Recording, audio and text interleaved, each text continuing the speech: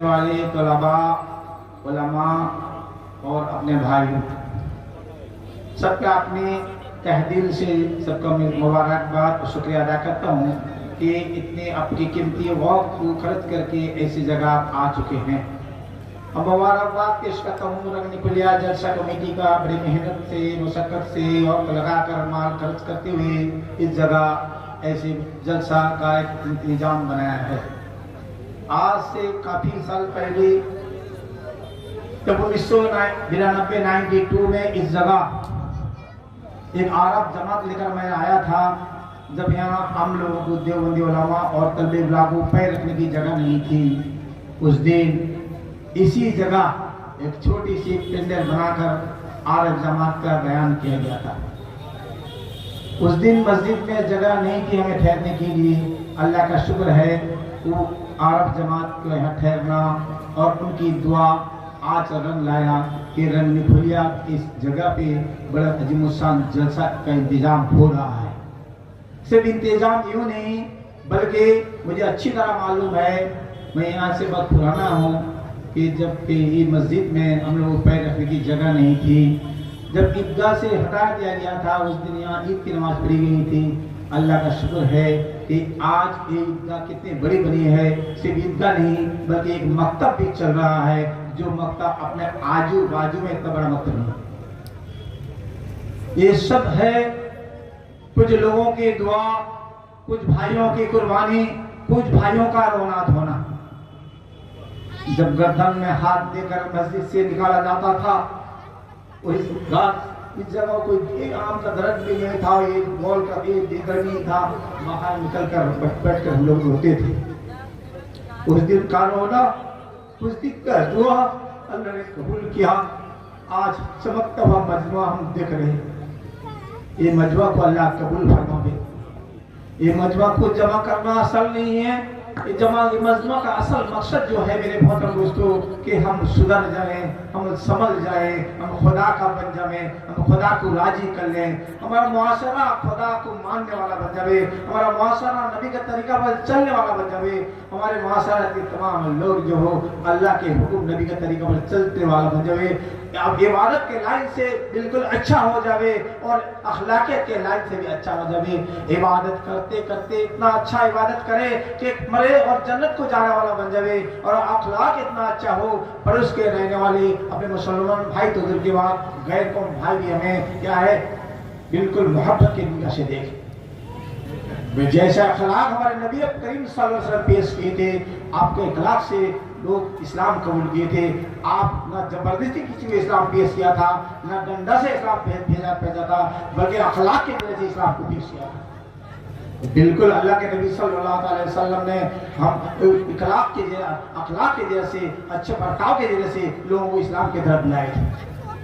ہمیں بھی ایسا اخلاق بنانی ہے، ہمیں عبادت مسجد کے اندر کرنا ہے، اپنے گھر کے اندر عبادت کرنا ہے، سڑک میں اترے تو اچھا اخلاق پیش کرنا ہے، بازار میں جائیں تو اچھا اخلاق پیش کرنا ہے، خریداری میں اچھا اخلاق پیش کرنا ہے، بیچنے میں اچھا اخلاق پیش کرنا ہے، راستہ میں چلے تو اچھا اخلاق پیش کرنا ہے۔ جو اخلاق اللہ کے نبی صلی اللہ علیہ وسلم پیش کیے تھے، راستہ میں چلتے جا رہے ہیں، بوڑھی راستہ میں کھڑی ہے اور کھڑی ہو کر گٹھری لے کر کھڑی ہے۔ پوچھنے والا پوچھا، اللہ کے نبی پوچھے کہ بوڑھی ماں آپ کو کہاں جانا ہے؟ بوڑھی نے کہنے لگی بابا ایک محمد نام کا لڑکا آیا ہے جو میرا باپ دادا کا دین کو ختم کرنے کے لیے آیا ہے، اور اسی کے ڈر سے میں گاؤں چھوڑ کے باہر بھاگا۔ اللہ کے نبی صلی اللہ علیہ وسلم کھڑی کیوں ہو؟ بولے گٹھری لے کر جانے میں تکلیف ہو رہی ہے، میں بوڑھی ہوں تو لاؤ گٹھی مجھے دو۔ اللہ کے نبی صلی اللہ علیہ وسلم نے گٹھی سر پہ لی اور آگے آگے چل رہے ہیں، بوڑھی پیچھے پیچھے کوستے جا رہی ہے، اور آپ نے جگہ پہنچ کر بوڑھی کہنے بیٹا یہاں اتار دے گٹھی۔ اللہ کے نبی گٹھی اتار دیا، پوٹلی اتار دیا، اور بوڑھی نے کہنے لگی بڑا اچھا لڑکا ہے تو، بڑا اچھا خاندان کا ہے تو، بتا تیرا نام کیا ہے؟ اللہ کے نبی نے کہنے لگے بوڑھی ماں میں وہی محمد ہوں جس کے ڈر سے تو بھاگ کے جا رہی ہے۔ سبحان اللہ۔ بوڑھی نے کہنے لگی حقیقت میں اگر تو وہ محمد ہے تو تیرا دین بھی صحیح ہے، لا تو مجھے کلمہ پڑھا دے۔ سمجھانے والا نے مجھے غلط سمجھایا ہے، کہنے والا نے مجھے غلط کہا ہے، سن کر میں نے غلط سمجھا ہوں، اس لیے تو سے بھاگ رہی تھی، آ مجھے تیرا کلمہ پڑھا دے۔ میرے محترم بزرگ دوستو عزیز بھائیوں، آج بھی ساری دنیا کے اندر جو برائی ہم دیکھ رہے ہیں، مسلمان کے خلاف آواز ہم سن رہے ہیں، وہ بدلنے کے لیے مجھے عبادت کرنے کی ضرورت ہے اور اخلاق پیش کرنے کی ضرورت ہے۔ آج بھی ہم اچھا اخلاق پیش کریں گے تو ہمارے ساتھ کوئی دشمنی نہیں کرے گا۔ ہمیں اخلاق تو نبی والا اخلاق پیش کریں، نبی والی صفت، نبی والا اخلاق ہم پیش کریں گے تو ہم پھول کے زخم کو برا کریں گے۔ پھول کو پاگل کے والا کوئی چھیلتا پھینکتا نہیں، سبھی لوگ اس کو اپنے جیب کیا ہے ناک کے سامنے لیتے ہیں۔ ہم نبی والا اخلاق، نبی والے صفت لے کر چلیں گے تو پاگل کوئی ہوگا تو ہمیں رو دے گا، پاگل کوئی ہوگا تو ہمیں مارے گا اور نہ ہمیں گلے میں لگائے گا۔